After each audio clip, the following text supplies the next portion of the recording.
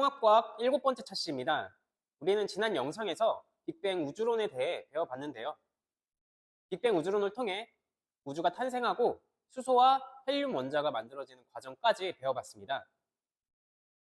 그런데 우리가 살고 있는 이 자연 세계에는 수소와 헬륨 원자만 존재할까요? 그건 아니죠.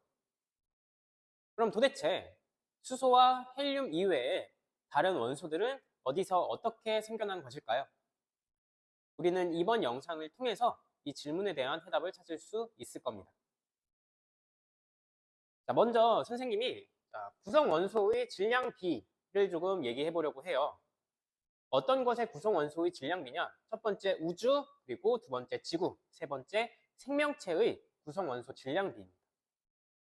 일단 첫 번째로 우주 같은 경우는요. 우주를 구성하는 원소들의 대부분은 수소와 헬륨입니다. 그리고 그 중에서 수소와 헬륨 중에서 누가 더 많아요? 네, 수소가 더 많겠죠. 우리 헬륨 원자핵 만들어졌을 때 수소 원자핵과 헬륨 원자핵의 질량비가 몇 대 몇이라고 했었죠? 3대 1이라고 했었죠. 그래서 수소가 훨씬 더 많이 존재합니다. 자, 그리고 지구의 구성 원소 질량비를 한번 볼게요. 지구는 어떤 원소가 가장 많은가 하니까 철이 가장 많아요. 그 다음은 산소, 그리고 규소, 그리고 마그네슘 순입니다. 그래서 철산, 규마 이렇게 암기를 많이 하거든요. 자, 마지막으로 생명체의 구성 원소 질량비를 보면 산소가 가장 많고요. 다음 탄소, 수소, 질소 순입니다. 그래서 산탄수질 이렇게 많이 암기를 해요. 자, 그런데 우리 우주를 구성하는 수소와 헬륨은 어디서 만들어진다고 우리가 배웠죠? 네. 빅뱅을 통해서, 즉 우주 대폭발을 통해서 만들어지는 게 수소와 헬륨이다라고 배웠죠. 그러면 이 수소와 헬륨보다 훨씬 더 무거운 철이나 산소, 규소, 마그네슘, 질소 이런 친구들은, 이런 원소들은 어디서 생겨나는 것일까요? 자, 이렇게 수소와 헬륨보다 무거운 원소들은요, 바로 별의 탄생과 진화 과정에서 생겨나게 됩니다. 그래서 오늘의 수업 주제가 바로 별의 탄생과 진화예요. 자, 그럼 판서를 한번 지우고 본격적으로 별의 탄생과 진화 과정에서 어떻게 이 무거운 원소들이 생겨나게 되는지를 살펴보도록 할게요. 자, 이제 본격적으로 별의 탄생과 진화 과정에 대해 알아보겠습니다. 별은 도대체 어떻게 생겨난 것일까요? 자, 이제 본격적으로 별의 탄생과 진화 과정에 대해 설명해 보도록 할게요. 자, 이제 본격적으로 별의 탄생과 진화 과정에 대해 살펴보도록 하겠습니다. 이 별이란 것은 도대체 어떻게 생겨난 것인가? 우주에는 수많은 별들이 있는데요. 이 별들 사이에는 가스와 먼지, 티끌 같은 물질들이 있습니다. 이러한 물질들을 우리는 성간 물질이라고 불러요. 별성 사이 간자를 써서 별들 사이에 있는 물질이라는 뜻입니다. 그리고 당연히 우주에 많이 존재하고 있는 수소나 헬륨 같은 기체도 이 성간 물질에 포함이 돼요. 그런데 이 성간 물질들은요, 서로 모여 있으면 이게 구름처럼 보이거든요. 그래서 과학자들은요, 이 우주에서 성간 물질이 뭉친 이 형태를 구름 문자를 써서 성운이라고 이름을 붙였습니다. 별 구름이라는 뜻이에요. 그리고 이 성운이 바로 별의 시작이 됩니다. 이 성운을 구성하는 성간 물질은 먼지나 티끌과 같은 가벼운 물질이지만 어쨌든 질량을 가지고 있습니다. 그리고 질량을 가진 물질은 서로 끌어당기는 힘이 있어요. 그래서 성간 물질이 모여서 성운이 만들어지게 되면 이 성운은 또 주변에 있는 더 많은 성간 물질을 끌어당기게 됩니다. 그로 인해 성운의 밀도가 점점 높아지게 되고요. 어느 정도 밀도가 높아진 성운은 중심을 향한 중력을 형성하게 됩니다. 이러한 것을 우리는 중력 수축이라고 표현을 해요. 그리고 성운은 이 중력 수축을 통해서 원시별이 됩니다. 별이 되기 전 단계라고 생각을 하면 돼요. 그래서 이 원시별의 내부에서는요, 이렇게 중심을 향한 중력 수축이 작용을 하게 되고요. 중요한 건 이 중력 수축에 의해서 중심부의 밀도는 점점점 높아지게 되고 동시에 온도도 함께 높아지게 된다. 이 점이 중요합니다.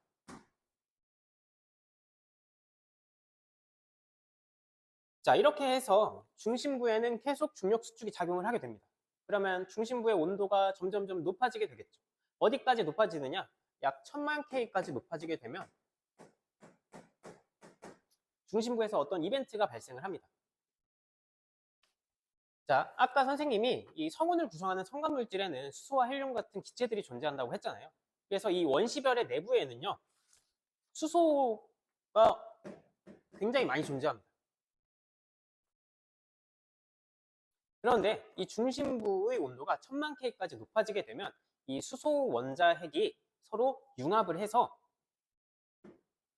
헬륨 원자핵을 만들게 되고요. 이러한 반응을 우리는 수소 핵융합 반응이라고 합니다. 이 수소 핵융합 반응을 조금 구체적으로 얘기를 해보면 수소 원자핵 4개가 결합을 해서 헬륨 원자핵 하나를 만들게 돼요. 그런데 만약에 수소 원자핵 4개가 결합을 해서 그대로 헬륨 원자핵이 된다고 하면, 자, 이론상으로는 자, 둘의 질량을 비교했을 때 둘의 질량이 어때야 하죠? 네, 같아야겠죠. 하지만 과학자들이 이 질량을 측정해 본 결과 질량의 차이가 있습니다. 자, 수소 원자핵 4개의 질량의 합이 이 헬륨 원자핵 하나의 질량보다 더 크다는 거예요. 자, 그러면 이것이 의미하는 것이 무엇이겠어요? 수소 원자핵 4개가 서로 융합을 할 때 질량의 일부가 결손이 되었다, 날아갔다라고 생각할 수 있겠죠. 실제로 이들이 융합을 할 때 어떤 질량을 가지고 있는 덩어리가 이렇게 떨어져 나가는 건 아니고요. 이 질량이 에너지의 형태로 전환이 돼서 에너지가 방출이 됩니다. 그래서 이 수소 핵융합 반응이란 수소 원자핵 4개가 융합을 하여 헬륨 원자핵 하나를 만들 때 에너지가 방출되는 반응이다 라고 할 수 있습니다. 그리고 이 수소 핵융합 반응에서 방출된 에너지가 빛의 형태로 나타나게 되고 그제서야 비로소 스스로 빛을 내는 별이 탄생하게 됩니다. 그러한 상태를 우리는 주계열성이라고 해요. 그런데 이 주계열성에서도 앞에서 봤던 원시별에서처럼 계속해서 중력 수축이 작용하고 있어요.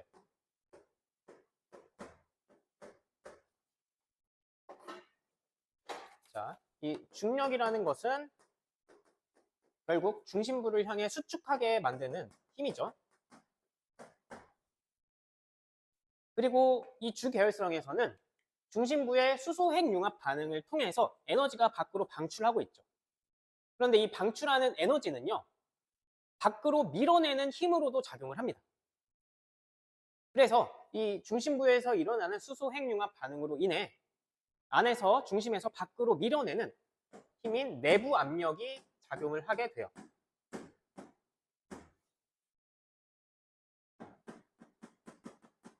그리고 이 내부 압력은 별을 밖으로 밀어내는, 팽창시키는 힘이라고 할 수 있겠죠.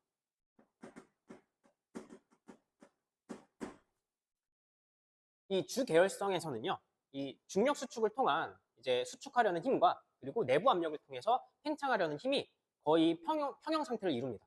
비슷해요. 그렇기 때문에 이 주계열성의 가장 큰 특징 중에 하나가 바로 크기가 굉장히 일정하다는 것이 있습니다.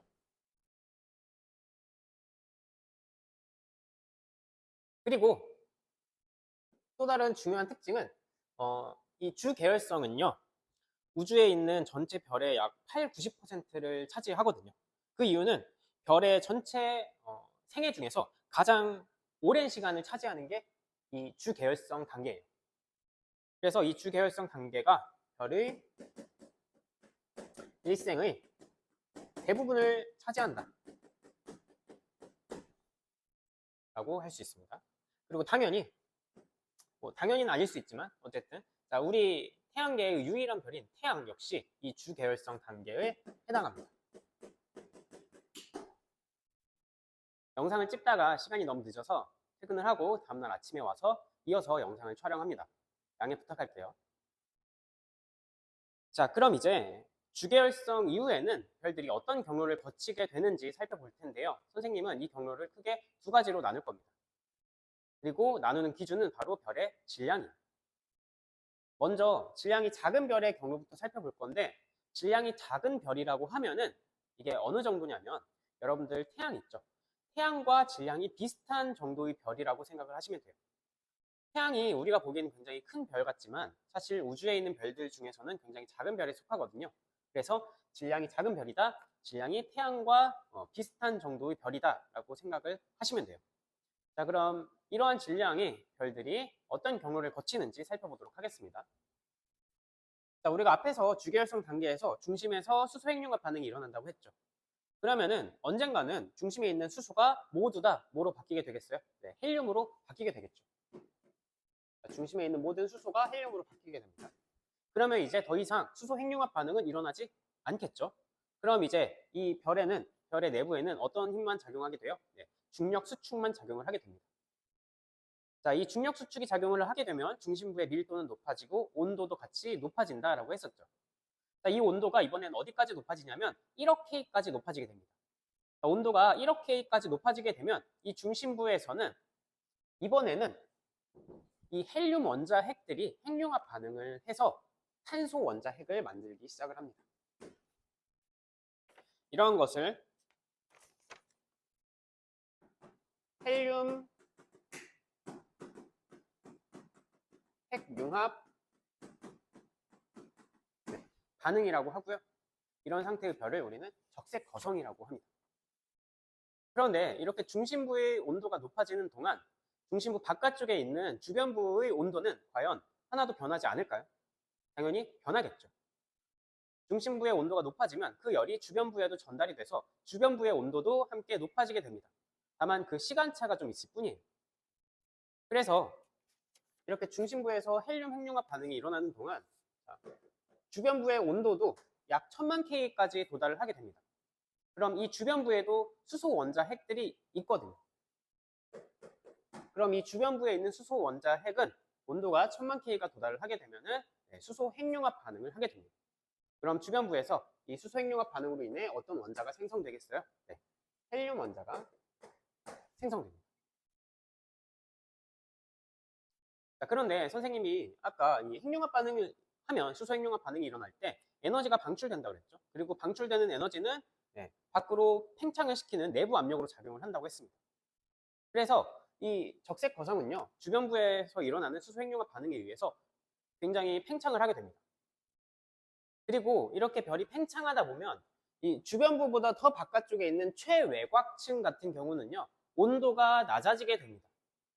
여러분들 빅뱅 우주론 할 때 우주의 공간이 팽창을 하게 되면서 우주의 온도가 어떻게 됐죠? 낮아지게 됐죠. 그것과 비슷한 원리라고 생각을 하시면 돼요.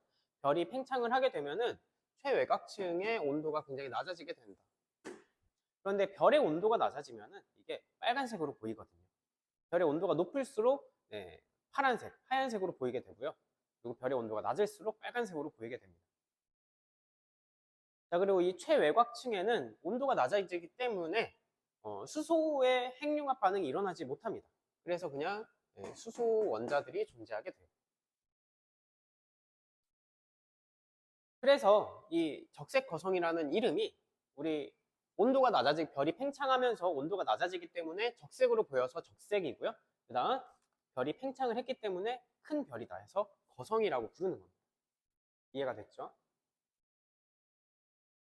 자, 이렇게 적색 거성 단계에서 중심부에 헬륨 핵융합 반응으로 탄소가 만들어지게 됩니다.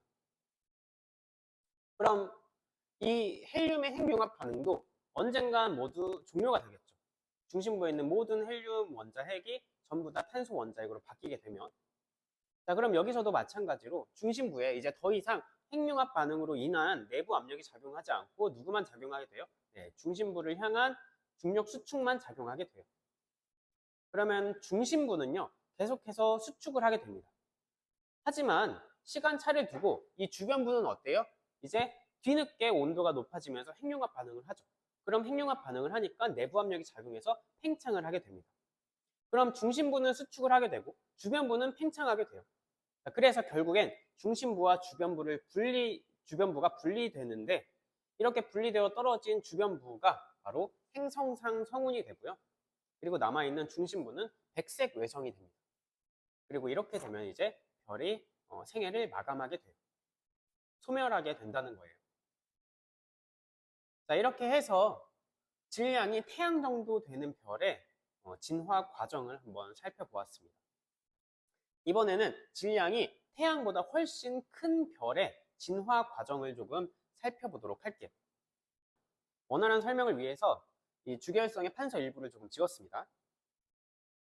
이제 질량이 큰 별의 진화 단계를 볼 텐데, 여기서 질량이 크다고 하면 태양보다 질량이 훨씬 큰 별을 의미합니다. 항상 기준은 태양이에요. 자, 질량이 태양보다 큰 별도 마찬가지로 주계열성 단계에서 수소 핵융합 반응이 일어납니다. 그럼 중심부에는 수소가 있다가 그리고 헬륨으로 모두 바뀌었죠. 그럼 이 헬륨이 있는 중심부에는 수소 핵융합 반응이 더 이상 일어나지 못하고 어떤 것만 작용한다고 했어요? 네, 중력 수축만 계속 작용을 한다고 했죠. 그러다가 중심부의 온도가 약 1억K까지 올라가게 되면 이번에는 무슨 핵융합 반응을 한다? 네, 헬륨의 핵융합 반응을 한다. 그럼 이로 인해서 중심부에는 무슨 원소가 만들어진다고 했어요? 네, 탄소가 만들어진다고 했죠. 자, 이렇게 중심부가 모두 탄소로 바뀌게 돼요. 자, 그러면은 이제 또 핵융합 반응이 끝났기 때문에 중력 수축만 작용을 해서 중심부의 온도가 계속해서 올라가게 됩니다. 자, 그럼 이 탄소 다음에 핵융합 반응은 없나요? 라고 물어볼 수 있어요. 자, 일단 선생님이 아까 적색 거성 얘기했잖아요. 이 적색 거성은요, 탄소 핵융합 반응이 일어나려면 온도가 약 5억K까지 올라갈 수 있어야 하는데, 적색 거성 같은 경우는 질량이 굉장히 작잖아요. 태양과 비슷한 정도의 질량이 작기 때문에 중심부의 온도가 그렇게까지 높아질 수가 없습니다. 그래서 탄소의 핵융합 반응은 일어나지 않아요. 그럼 적색 거성에서 만들어질 수 있는, 즉 태양과 질량이 비슷한 정도의 별에서 중심부의 핵융합 반응으로 만들어질 수 있는 원소는 누구까지다? 네, 탄소까지다 라는 것을 여러분들이 꼭 알아야 하고요. 반면에 자, 질량이 태양보다 훨씬 큰 별은요, 중심부의 온도가 훨씬 더 높아질 수 있어요. 5억 K 이상으로 높아질 수 있습니다. 그러면 이 탄소들의 핵융합 반응이 또 일어날 수 있어요. 뿐만 아니라 탄소 핵융합 반응이 끝나면 그 다음 원소의 핵융합 반응도 일어날 수 있고요. 이렇게 핵융합 반응이 연쇄적으로 쭉쭉쭉쭉 일어납니다. 그러면 중심부에 어떤 원소들이 이제 생길 수 있냐? 뭐 산소도 생길 수 있고요. 그다음 규소도 생길 수 있고, 자, 최종적으로 가장 중요한 거 최종적으로 철까지 만들어질 수 있습니다. 그래서 이쪽으로 가면 갈수록 별의 외부에서 중심을 향하게 되고요. 별의 중심부로 가면 갈수록 중심부의 온도는 높아지고, 그리고 무거운 원소가 생성된다라고 할 수 있습니다. 자, 여기서 중요한 건 질량이 태양 정도 되는 별의 이 적색과성 단계에서는 중심에서 누구까지만 만들어질 수 있다? 네, 탄소까지만 만들어질 수 있다. 별의 질량이 작기 때문에 그 이상의 온도가 올라가기 어려워서 탄소의 핵융합 반응은 일어나지 않는다. 하지만 질량이 태양보다 훨씬 큰 별은 질량이 크기 때문에 중심부의 온도가 더욱 높아질 수 있어서 탄소의 핵융합 반응도 일어날 수 있고, 뿐만 아니라 그 이상의 핵융합 반응도 연쇄적으로 일어난다. 결국에는 그리고 누구까지 만들어질 수 있다? 중심부에 철까지 만들어질 수 있다라는 것이 중요합니다. 여러분들 이 순서는 굳이 외울 필요 없어요. 이거는 요거 말고도 다른 원소들도 많이 이제 생겨나거든요. 이 단계에서, 중간 단계에서. 그러니까 여러분들이 가장 중요하게 꼭 기억해야 되는 거는 이 초고성의 내부에서는 철까지만 만들어진다라고 하는 겁니다. 자, 그리고 이 초고성이라는 이름은 뭐 여러분들 알겠지만 주변부에서 핵융합 반응이 어때요? 굉장히 활발하게 일어나겠죠. 그러면은 핵융합 반응으로 인해서 내부 압력이 작용을 해서 별이 크게 팽창할 수밖에 없습니다. 그래서 적색 거성보다 훨씬 더 큰 별이 만들어진다, 팽창하는 별이 만들어진다 해서 초거성이라고 이름을 붙이게 됩니다. 자, 그런데 우리 우주에는 철보다 무거운 원소들이 당연히 존재하죠. 지구만 해도 철보다 무거운 원소 뭐가 있어요? 뭐 금, 은, 우라늄 이런 것들이 많이 있어요. 자, 그럼 도대체 이 철보다 무거운 원소는 어디서 어떻게 만들어진 것인가? 자, 이 초고성 내부에서 철까지 모두 만들어지게 되면은 이제 중심부에서는 더 이상 핵융합 반응이 일어나지 않습니다. 그럼 이제 또 뭐만 작용하게 돼요? 중력 수축만 작용을 하게 되겠죠. 자, 이렇게 내부가 또 수축을 하고 주변부에서는 막 핵융합 반응을 하면서 팽창을 하고, 자, 이렇게 되면서 이 속에서 꿀렁꿀렁 하다가 결국에는 이 별이 어떻게 되냐면 터지게 됩니다. 폭발을 하게 돼요. 그것을 우리는 초신성 폭발이라고 하거든요. 그리고 이 초신성이 폭발을 할 때 굉장히 많은 양의 에너지가 방출이 됩니다. 그리고 그 에너지로 인해 초신성 폭발 과정에서 금이나 은, 우라늄 등의 철보다 무거운 원소가 생성된다라고 할 수 있어요. 자, 그리고 이렇게 초신성 폭발이 일어나게 되면은 이 폭발이 끝나고 또 어떤 한 점을 기준으로 이 별들이 막 수축을 하게 되거든요. 자, 그렇게 해서 만들어지는 것이 중성자 별이나 이제 블랙홀입니다. 그리고 이렇게 되면 이제 별이 소멸하게 되는 거예요. 자, 이렇게 해서 우리는 별의 탄생과 진화 과정을 통해서 우리 빅뱅 우주론에서 배웠던 수소와 헬륨보다 무거운 원소들이 어떻게 생겨났는지 배웠어요. 어쨌든 이 부분에서 포인트는 뭐냐면, 여러분 질량이 태양 정도 되는 별의 중심에서는 누구까지 만들어질 수 있다? 네, 탄소까지 만들어질 수 있다. 이게 포인트고요. 그리고 질량이 태양보다 훨씬 큰 별에서는 누구까지 만들어질 수 있다? 네, 철까지 중심에서 만들어질 수 있다. 그럼 철보다 무거운 원소들은 어떻게 만들어진다? 네, 이 초신성 폭발 과정에서 만들어진다. 네, 종이 쳤네요. 자, 여기까지 마무리를 해볼 건데 하나만 더 얘기를 해볼게요. 여러분들, 자, 이렇게 행성상 성운이나 뭐 백색 외성이 되고 초신성 폭발에서 잔해가 만들어지잖아요. 그럼 그 잔해들이 곧 다시 무엇이 되냐면 이 성간 물질이 됩니다. 그럼 이 성간 물질이 되면은 이 성간 물질은 모여서 다시 성운이 되겠죠. 즉, 이 별이 소멸하고 나온 잔해들은 다시 새로운 별의 생성의 이제 재료가 되는 것입니다. 이렇게 해서 별들은 소멸하고 다시 생성이 되고 이 과정을 반복하게 돼요. 네, 여기까지 영상을 마무리하도록 하고, 다음 영상에서는 태양계와 지구의 형성 과정을 설명하도록 하겠습니다.